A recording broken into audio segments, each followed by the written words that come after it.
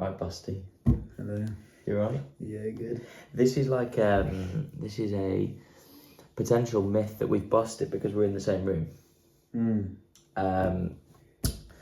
And Bryson's 2 shots worse off as we're in the same room. Let's get straight to it. Lad. Yeah. Stamp or no stamp? I've just voted on your Instagram. I think absolute stamp. Stamp. Yeah. You think that? Yeah, I think stamp. I think stamp. I think that. Yeah, he's gone in a few times, hasn't he? I think the one before he hits it is a bit egregious, but then the 2 beforehand doesn't look great from the camera angle we've got. And I don't think it leaves the RNA much choice. I think if they don't give it, they're going to look a bit silly if he goes on to win the golf tournament pretty easily.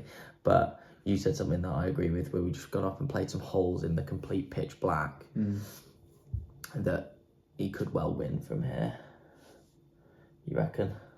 I agree. Sorry, my dad just called me. Yeah. I think he'll go and win from here. I think the interesting thing of the rule that they've given is inadvertently. So is that suggesting that he didn't mean to at all? I don't know if that matters, but I believe he cheated, and I believe he meant to do it. I've got no doubt about that. Like golfers out there know what's like being in the long rough or the bracket or whatever, and you will try and improve your lie, and if you know it's illegal or it's not, you will improve that line, and he did it more than once. Can I answer the phone? We were just filming something. That's right. And we continue. We continue on with the show. Sorry. I think the live reaction to me. I've never shat myself more. We need to get a slow-mo back on that, because I have completely shat myself. I've just seen him walk in front of the door. Anyway, 100% cheating. He knows what he's doing, and I think Dame Lloyd talked about the line of the hole. That doesn't matter. It's a rounder's ball. He's improved the lie of his ball. He's improved the way his club's being his laid. He's improved the visual of his shot over the ball. All these different things. So I've got no problem with it. But yeah, it'd be interesting to see what he goes and does now. I think, and again, we're relaying this discussion we had earlier when it came out that this was a potential sort of ruling or a topic of discussion.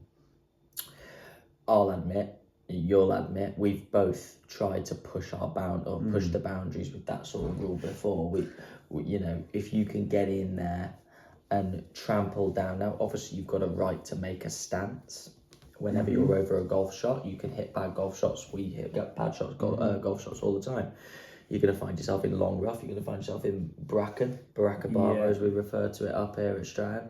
And you need to use that rule to your advantage. But Bryson, in that situation, I actually look at it, and it's very tough for me to say, but I actually look at the situation, and I think Wayne Riley pointed this out. Like, how much did he kind of need to sort of chop down on, like, where directly back from where his ball was, there wasn't absolutely outstanding tall grass. We've all been there before, where you go in the long grass, you go in the bracken, and directly on your takeaway line or takeaway path, there's a big long piece of grass or piece of bracken in your way.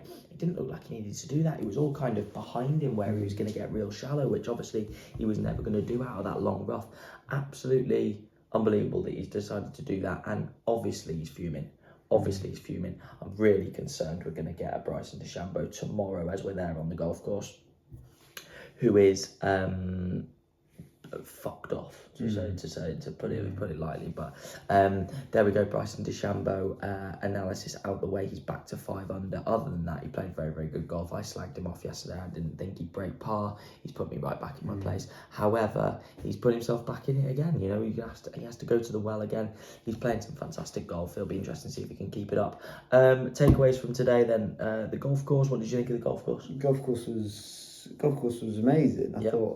I think we spoke a lot about the hardness of it, and it's burnt and all of that stuff. These players hit the ball so high nowadays that actually a lot of shots we saw into the fairway didn't have as much roll as I thought they would.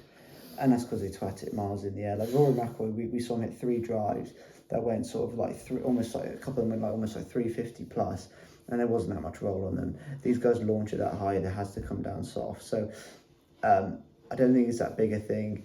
I think the greens look tough. Not everyone's holding that much, but there's 262 today, so I think it's a pretty fair test. Not the hardest test out there you can get in professional golf, but a fair test. Yeah, it's a fair point. Obviously, let's come on to those heaters, because we're probably going to come back to those on Monday as heaters of the week. I mean, any better than that is a major record, and you rightly pointed that out in the middle of the day. Lucas Herbert 62, and my pick Sam Burns 62, buzzing with that.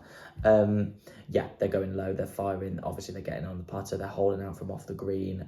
Everything's going their way, those guys out there. Obviously, we don't expect to see 62s. The R&A are going to maybe not water those greens as heavily as they have done these opening couple of days. I'd be surprised if we see anything better than a 64 over the next or over the weekend. But yeah, fair play to those guys for going low. Let's talk about some of our sort of favourite things that we've seen today. Some interesting characters we've seen today. Anybody stand out for you as far as characters or anybody? Yeah, let me lead you into one. I'll lead you into one. Obviously, he had a fantastic round. Thursday didn't quite get it going. We saw Dan Brown. Brown coming down the hill. Yeah. Dan Brown coming down the hill on 7. Yeah, I mean, he puts his cigarette out by the side of the green. He has like a good following, and he's actually been viewing our Instagram stories today. So Dan Brown, what an absolute man! What a guy! And then but then put back off the side of the green, off sort of up through the swale, 3 foot high of the hole. Misses a 3-footer, gives himself 3 foot coming back, and then misses that one as well. So nice little double bogey for Dan Brown. I think he steadied the ship to stay at 3 under par for the tournament, which is more than acceptable. But some interesting characters out there. We just touched on Lucas Herbert, some of the attire you're seeing from Lucas him today. Herbert, he reminded me of someone drastic, someone I know personally, then actually someone that everyone else will know. Like his sunglasses were like hanging off his nose, like. Again, Dino won't watch this, but Dino had a pair like this massive sunglasses cover half his face, and like they're covering half his face, but like you can still see parts of his eye, and it's, when you haven't got your cap fully on, and it's like, again, I'm not going to diss anyone's fashion, but like his cap was halfway up his head, and I just thought like this guy is different, but then he's also played some of the best golf ever. Yeah. And when someone's unique like that, like he stands out, and that's what he's going for. Is he a Ripper GC? Yeah, Ripper. Is he a Ripper? Yeah. So he's on the Cam Smith team. Yes. The Aussie team. So yeah, I mean, fair play to him. I mean, it'd be interesting to see what he does if he gets to Sunday, and what he does tomorrow. We'll be keeping an eye out on him. But he will be going off later, won't he? So we might, we'll see. We'll see him. Unluckily for anybody who kind of likes fashion, like you rightly said, there was some interesting stuff going on. He did bottle it up. Did bottle up 18. He obviously hit one miles right. He didn't get. He should have made birdie on 17, because I think he got to 9 under on 16. I'm pretty sure. And then he finished par bogey on a par 5, and obviously 18's difficult, but he had a standard up and down back up there, and he didn't make it. So chance for major history, not. I agree. I mean, he's bottled it, but I just think that's like the golfing gods just saying like Lucas Hernandez, Herbert, like who's my left back in our team. If you watch our last podcast in the week, the golfing gods are saying that he's not having a major record. Dino's ran a major history. We're not having that. And he still might win the tournament, and that'll be enough. But Bashun 62, like he will be delighted tonight. He will not be disappointed at all. Yeah, good bounce from Sam Burns, Cam Young. We talked about Sam Burns, but Cam Young's up there. He's lurking. He's actually above Bryson DeChambeau on the leaderboard now. Ironically, no one's really speaking about Cam Young. And I think that leads on to the final point of the podcast. One more point after this, but unless they do something about the rough, I mean, you can just drive it in the rough and just get lucky most of the time, can't you? I mean, we watched Cam Young on 10 come round the corner, and he tried to cut the corner, and he's probably missed a fairway about 15 yards left, and he's hit a really good approach shot to about 12 foot with spin, check, out of the fescue. And this golf course, albeit the greens are going to dry out, so you're not maybe going to be able to get the bite maybe over the weekend, but you can still control your ball flight out of the fescue, which is a massive advantage for people wanting to be aggressive, like your Bryson DeChambeaus and Rory McIlroys. I think that's evident on who's at the top of the leaderboard. I mean, Cam Young. I go back to McIlroy. Like, he should be lower, under par. Yeah. His wedge game obviously hasn't been good enough to, because he was twatting it down the middle and he was twatting it long. Cam Young was twatting it long, maybe not straight, and DeChambeau's going well. So it's wispy in there. And the greens are receptive. Yeah.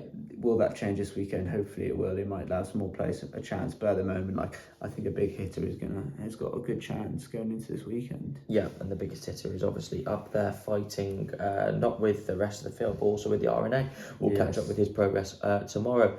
Some notable missed cuts. Some of your picks missed some cuts. Hovland missed cut. Justin Rose missed cut. Fitzpatrick. Yeah, Fitzpatrick obviously missed cut. Like, any outstandingly disappointing performances for you? Fitzpatrick, that's poor. Like, the guy hits it low. The guy does everything you should do around a links course. And again, for the last, he's been poor every major, isn't he? Yeah, I think because I picked him at the Masters, he was poor. Not good enough. So I think saw him hit a few shots, but he wasn't there. His brother's doing a lot better. 3 or 4 under, I think. I think it's 3 or 4 under, but he was strong on 18. His brother, didn't he go left? Anyway, yes. Justin Rose disappointing. Aaron Rye missed the cut. Hovland missed the cut. So disappointing days for them. Disappointing days just to finish random point, but like Justin Rose to McLaren irons. I mean, started the year one of the best players in the world. I think world number 3. Yeah. And I think he might have missed as many cuts as he's finished in the top 20 since he moved to those McLaren irons, which he's helped kind of manufacture. I give Bryson a hard time for kind of thinking he knows all and does all this with his 3D printed irons, but when you get in the lab, Justin, you haven't spent enough time in that lab to sort of cook up those irons. That baffles me. It baffled me when it came out, the decision. I remember when Rory switched to sort of Nike irons, and at first he sort of went through a real shite spell. And obviously that adjustment process, but this has been going on for a good few months now. I think he changed at the Cadillac, which was back in May. So he's had a few months now to get grips with these irons, and he's clearly not getting to grips with them. So interesting from Justin Rose, and just a bizarre decision in general. He's one of those who you might have picked, who hasn't quite cut the mustard. Me and Ben will be at the golf course tomorrow. We will be reporting back. We will be checking in with Bryson DeChambeau. We will see what his temperament is like, and we will be reporting back tomorrow. Finish, one last thing you're looking forward to tomorrow. You're going to try and scout out tomorrow. Have you got anything that you're going to look forward to kind of figuring out? I like to go and see them on the range, and maybe see some of the guys later on in their warm-ups, because I think that's as much we can learn from as anything. Yeah. And then getting out there, seeing Bryson, seeing Scotty, and then seeing bits of McIlroy hitting it around, and just seeing elements of them, and seeing who's going well. And hopefully someone like Dan Brown can get back on the heater. He had a mixed round, probably finished all right in the end, but a real up and down round. So look forward to that. What about you? I think just loads of elements going on. One person we haven't spoke about, I can't believe we haven't, but like so evident, the fan favourite, Tommy Fleetwood. He's going okay, isn't he? He's going okay. And he's ticking along in the right direction. I think interesting to see if he can control kind of, because I was thinking that over the putt saw him hold on the second. I thought obviously a lot of pressure and a lot of expectation on him to play well this week. You could look at it like that. You could look at it as it's a week to kind of use the support to your advantage. But I did gain a bit of confidence from the fact, like we've spoke about before, he comes alive in the Ryder Cup. He comes alive when the crowd are quite boisterous and they're making a lot of noise. So keep your eyes out for Tommy Fleetwood. I think following Tommy Fleetwood and getting fully on the bandwagon, Tommy Fleetwood, Dan Brown, those are the guys that we want to be seeing do well, in my opinion, this week, this weekend even. We'll catch up with those guys over the weekend. Guys, thank you so much for listening to this late night podcast. If you're listening to this in the morning, we hope you've enjoyed it, and we hope you enjoy the weekend's golf. Screw Bryson, it's a stamp all day long, and let us know your thoughts. If you disagree madly, put it in the comments, and we will catch you tomorrow for day 3 review.